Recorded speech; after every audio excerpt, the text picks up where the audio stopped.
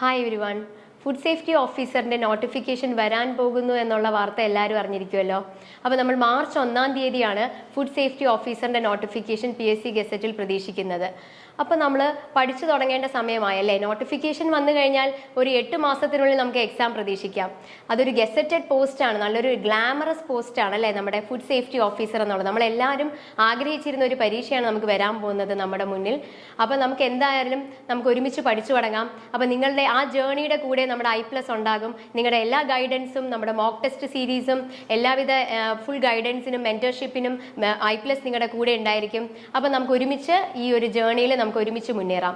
അപ്പോൾ നമുക്ക് ആദ്യം ഒരു എക്സാമിന് പഠിച്ചു തുടങ്ങുമ്പോൾ നമ്മുടെ ആദ്യത്തെ പടി എന്താണ്? നമ്മൾ സിലബസ് മനസ്സിലാക്കുക എന്നുള്ളതാണ്. ഏതൊരു എക്സാമിന് മുന്നിട്ട് ഇറങ്ങുമ്പോഴും നമ്മൾ ആദ്യം ആ പരീക്ഷയുടെ സിലബസ് മനസ്സിലാക്കുക. അപ്പോൾ ഈ ഒരു എക്സാമിന്റെ ഡീറ്റെയിൽഡ് സിലബസ് നമ്മുടെ മുന്നത്തെ സിലബസ് തന്നെ ആയിരിക്കും. അതിൽ നിന്ന് വളരെ അങ്ങനെ വ്യത്യാസം ഉണ്ടാവാനൊന്നും സാധ്യതയില്ല. അപ്പം നമുക്ക് ഈ ഒരു എക്സാമിന്റെ സിലബസ് എന്താണെന്ന് നമുക്ക് ഡീറ്റെയിൽ ആയിട്ട് മനസ്സിലാക്കാം. ഓക്കെ, അപ്പോൾ ആദ്യമായിട്ട് ഒരു പരീക്ഷയ്ക്ക് ഇറങ്ങുമ്പോൾ നമ്മൾ എന്താണ് സിലബസ്, അതിൽ എന്തെല്ലാം പറഞ്ഞിരിക്കുന്നു. ഇപ്പോൾ ഒരു PSC എക്സാമിന് സിലബസ് വളരെ ഡീറ്റെയിൽ ആയിട്ട് തരുന്നുണ്ട് അല്ലേ. അപ്പം നമുക്ക് ആ സിലബസിലെ കാര്യങ്ങൾ വേണം പഠിക്കാൻ. നമ്മൾ എന്തെങ്കിലും പഠിക്കുന്നതിലല്ല കാര്യം അല്ലേ. മുന്നേയൊക്കെ നമ്മൾ ഹാർഡ് വർക്ക് ചെയ്താലാണ്. ഇപ്പൊ ഹാർഡ് വർക്കിലല്ല കാര്യം, സ്മാർട്ട് വർക്കിലാണ്. അപ്പൊ സിലബസിൽ പറഞ്ഞിരിക്കുന്ന ഏരിയാസ് നമ്മൾ നല്ല രീതിയിൽ പഠിക്കുകയും ആ ഒരു ഏരിയയിൽ നിന്നുള്ള മാക്സിമം ക്വസ്റ്റ്യൻസ് നമ്മൾ വർക്കൗട്ട് ചെയ്യുക.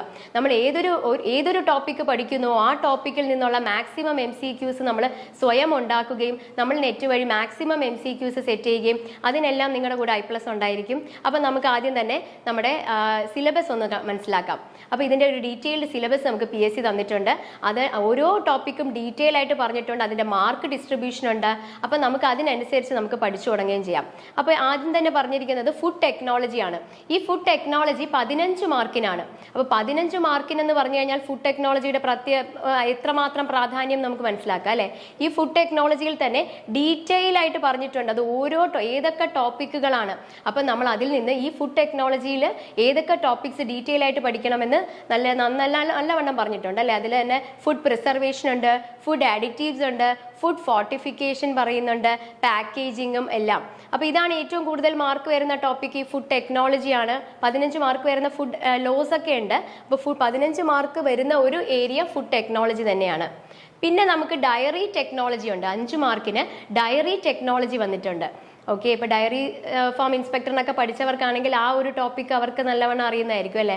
അപ്പൊ ആ ഡയറി ടെക്നോളജിയിൽ അതിലും ഡീറ്റെയിൽ ആയിട്ട് നമ്മുടെ ആ ഡയറി ഫാം ഇൻസ്പെക്ടറിന് പഠിച്ച അത്രയും ടോപ്പിക് ഇല്ലെങ്കിലും ഡീറ്റെയിൽ ആയിട്ട് പറയുന്നുണ്ട് ഏതൊക്കെ ടോപ്പിക്കുകളാണ്. മിൽക്കിന്റെ കോമ്പോസിഷനും പിന്നെ നമ്മുടെ സ്റ്റാൻഡർഡൈസേഷൻ, ഹോമോജനൈസേഷൻ, പാസ്ചറൈസേഷൻ, പിന്നെ മിൽക്ക് പ്രോഡക്ട്സിനെ പറ്റിയാണ്. അങ്ങനെ ഡീറ്റെയിൽഡ് സിലബസ് നമുക്ക് ഇവിടെയും ഉണ്ട്. ഏതൊക്കെ ടോപ്പിക്കാണ് പഠിക്കേണ്ടതെന്ന് അത്ര ഡീറ്റെയിൽ ആയിട്ട് തന്നെ PSC പറഞ്ഞിട്ടുണ്ട്.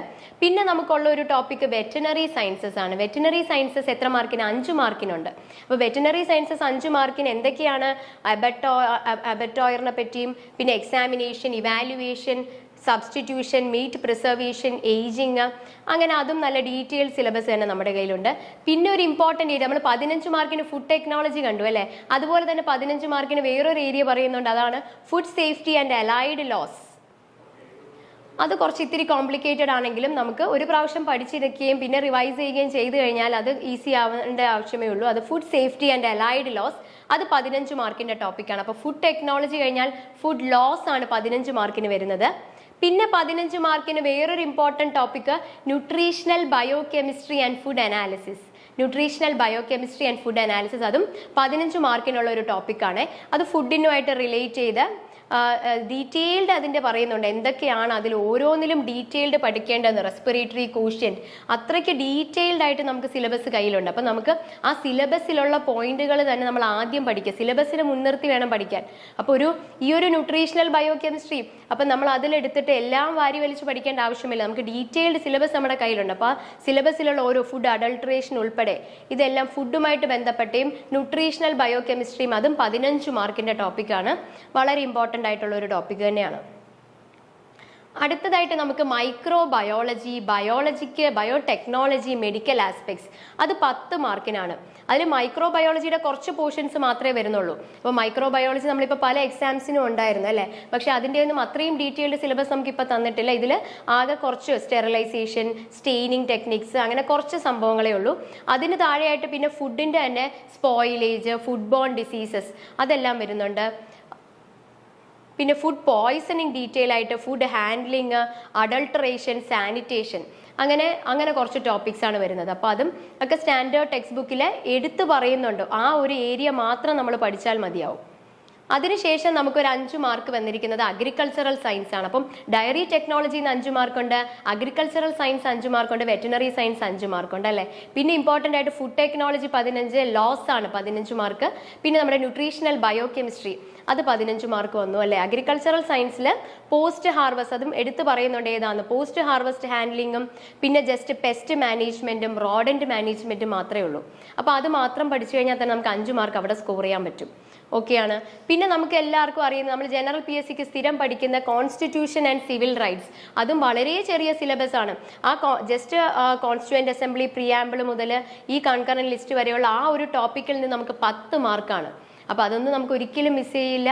നമ്മളെല്ലാവരും ജനറൽ PSCക്ക് പഠിച്ച അതേ ടോപ്പിക്കിൽ വരുന്നതാണ് ഈ 10 മാർക്ക്. പിന്നെ നമുക്ക് മെന്റൽ എബിലിറ്റി ഉണ്ട്. മെന്റൽ എബിലിറ്റിയിൽ ഒരു 10 മാർക്കുണ്ട്. മെന്റൽ എബിലിറ്റി നമ്മുടെ ടോപ്പിക്ക് തന്നിട്ടുണ്ട്. ജസ്റ്റ് റീസണിങ് ടൈപ്പിൽ ഒരു 10 മാർക്ക് വരും. പിന്നെ ജനറൽ ഇംഗ്ലീഷ് ആണ്. ജനറൽ ഇംഗ്ലീഷിൽ അതിൻ്റെ കറക്റ്റ് ടോപ്പിക്സ് ഉണ്ട്. അതും ഒരു 10 മാർക്കിൻ്റെ സിലബസ് ആണ്. അപ്പോൾ ഇത്രയും ഡീറ്റെയിൽഡ് ആയിട്ടുള്ള സിലബസ് ആണ് നമ്മുടെ മുന്നിലുള്ളത്. അപ്പോൾ നമ്മൾ ആദ്യം സിലബസ് മനസ്സിലാക്കുക, അതിൽ എന്തൊക്കെയാണ് PSC ചോദിക്കാൻ സാധ്യതയുള്ളതെന്ന് മനസ്സിലാക്കുക. അതിനുശേഷം നമ്മൾ maximum previous year questions collect ചെയ്യുക. ആ ക്വസ്റ്റ്യൻസിലൂടെ ഒന്നും പോവുക. അപ്പോൾ നമുക്ക് മനസ്സിലാകും ഏതൊക്കെ ഏരിയയിൽ നിന്നാണ് ക്വസ്റ്റ്യൻസ് ചോദിക്കാൻ സാധ്യതയുണ്ടെന്ന്. അതിനുശേഷം നമുക്ക് ഈ ഒരു ജേർണിയിൽ മുന്നേറാം. അപ്പോൾ നിങ്ങളുടെ കൂടെ എന്നും I+ ഉണ്ടാകും. Thank you.